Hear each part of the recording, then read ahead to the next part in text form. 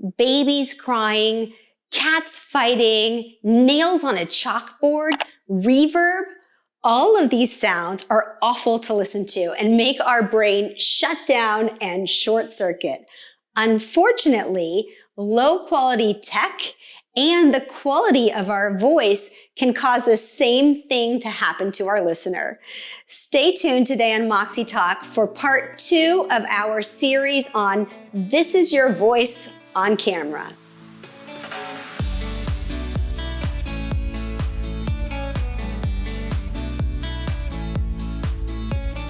Hi everyone, I'm Fia Fassbinder and welcome to Moxie Talk, where we help you find your voice, share your message, and lead with confidence. Today we are doing part 2 of our series on This Is Your Voice on Camera, which really means how to have a powerful voice on camera and how to speak into a microphone. Now, if you missed last week's segment where I went over some deadly sins of using your voice on camera, I highly recommend that you watch it. Today, we are talking about even more mistakes or qualities of our voice that really affect our listeners' engagement and it really affect if they listen to you or tune you out when you're speaking into a microphone. The first fix, and this might come as a great relief to some of you, has nothing to do with your voice. It's actually the tech you're using. Now, most of us, if we're doing webinars or we're doing pre-recorded things on our computer, we just use our computer mic and we think it's just fine. Unfortunately, the microphone in your computer was designed to pick up ambient noise. It was designed to pick up all the noise around you. So if you have to use your computer mic, the first thing is to make sure there's no ambient noise. There's no dogs barking in the background. There's no kids speaking in another room, because believe it or not, your computer mic will actually pick it up.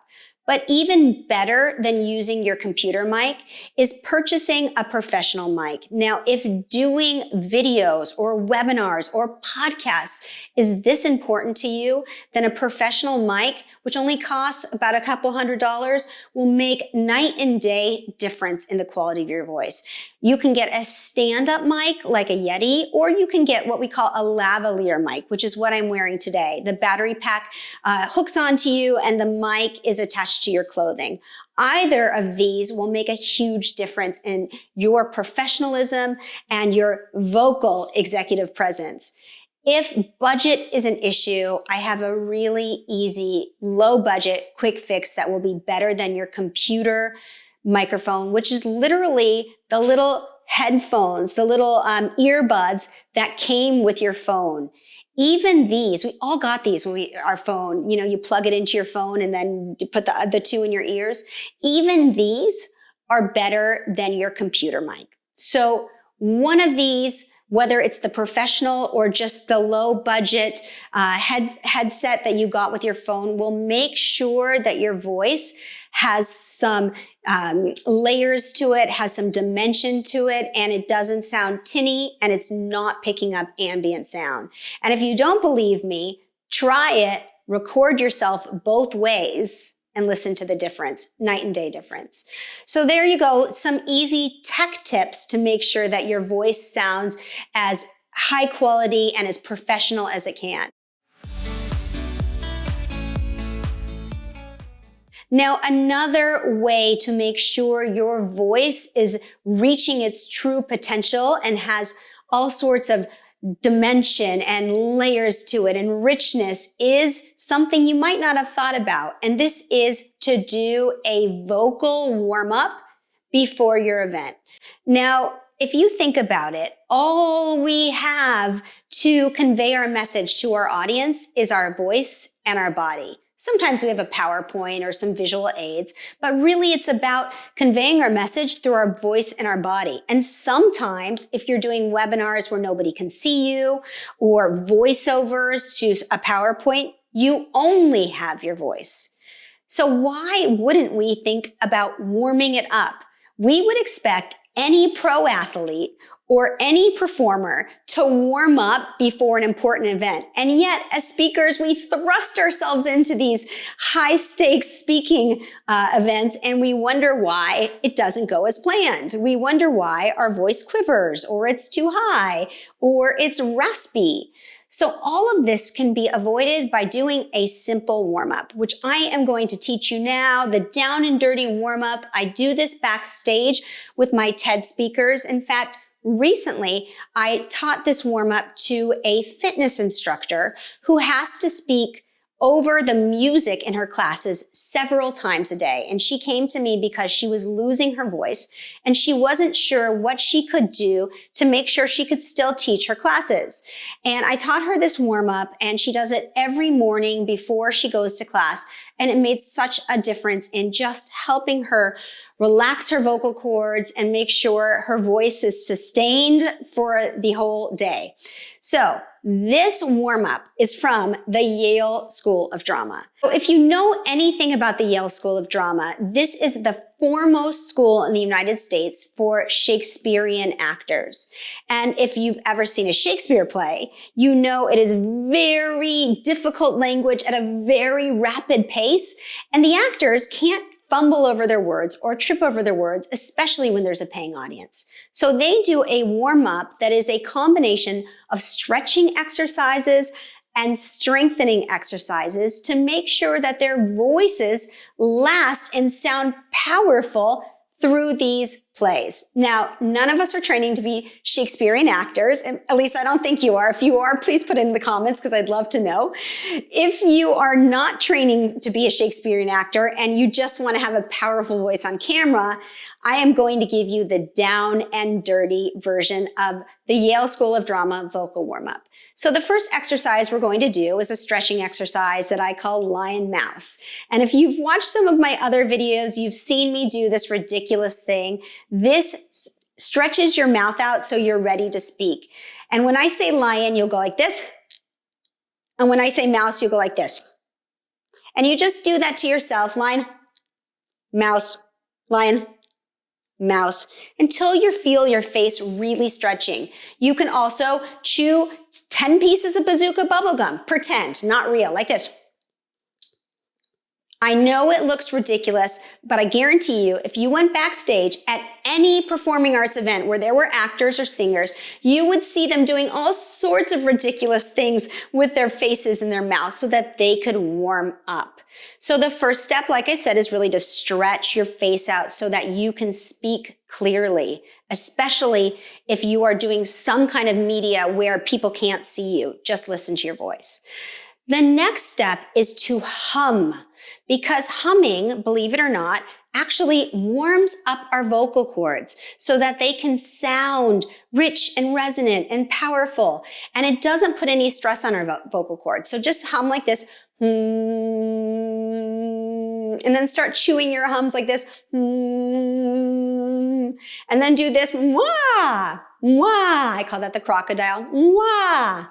And then you might want to do that on scales like this. Mwah, mwah, mwah, mwah. I know this sounds ridiculous. I know it, but it really works. Last but not least in your warm-up is to blow through your lips like a horse, like this. And do it a couple of times on sound. I know it tickles, it's warming up all your sinuses. That's it. That's all you gotta do. Speaking of sinuses, if you have allergies, if you have a cold the day you're speaking, warm up by doing some of this. Really massage your sinuses so you get all that gunk out, and drink some hot tea with honey will really help the quality of your voice. In fact, it always helps if you want to drink hot tea with honey. No caffeine. You don't need the caffeine, just some herbal tea with honey. So stretching and strengthening is such a good way to make sure you are warming up your speaking instrument before you speak at this high stakes event. It makes a lot of sense, but most of us don't do it. Now we've talked about some tech, we've talked about warming up. Let's talk about a couple things you can do in the moment in your actual speaking that will help make sure your audience is engaged and listening to you. Last week, we talked about emphasis. We talked about pacing and pausing. We talked about varying your speed. Today, we are going to talk about tone. Now, let me explain a little bit about tone to you. When I work with speakers, a lot of speakers say to me, well, this is just the quality of my voice. I can't do anything about it. And I say to them, do you talk to the person that cut you off on the freeway the same way you talk to your mother? I hope not. Do you talk to your mother the same way you talk to your boss? Again, I hope not. Do you talk to your boss the same way you talk to your pets? So you're getting it, right? We have a lot of different tones in our voice, a lot of different colors in our voice. The key is to match the right tone with the audience. Think about the audience. Who is watching your video? Who is tuning into your podcast? And you want to make sure that your tone is a tone that will resonate with that audience. And there's no one-size-fits-all tone. One-size-fits-all is like a one-size-fits-all suit. It fits no one well. So let me give you an example of what happens when tone does not match message.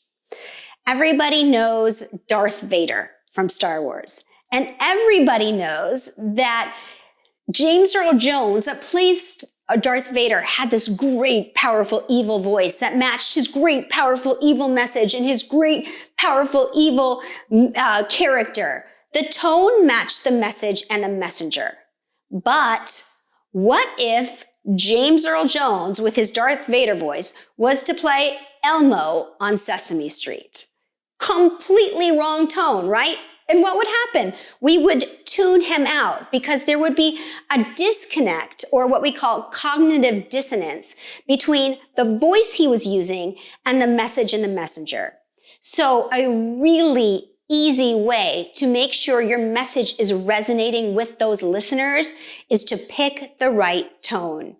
And if you're thinking, I don't know how to do this, I'm not an actor, think about a person in your life that you use that tone with. And then pretend you are speaking to that person. And that is the tone that will match with that audience. So there you go, folks. We talked about tech. We talked about warming up. We talked about tone of voice. If I'm going to leave you with anything else, with all of this, the key is to practice, practice, practice. Do not wing it. Make sure you have practiced your material at least one time before you get up to speak on camera. And if you really want to go that extra mile to make sure that you're going to nail it, record yourself and watch it back.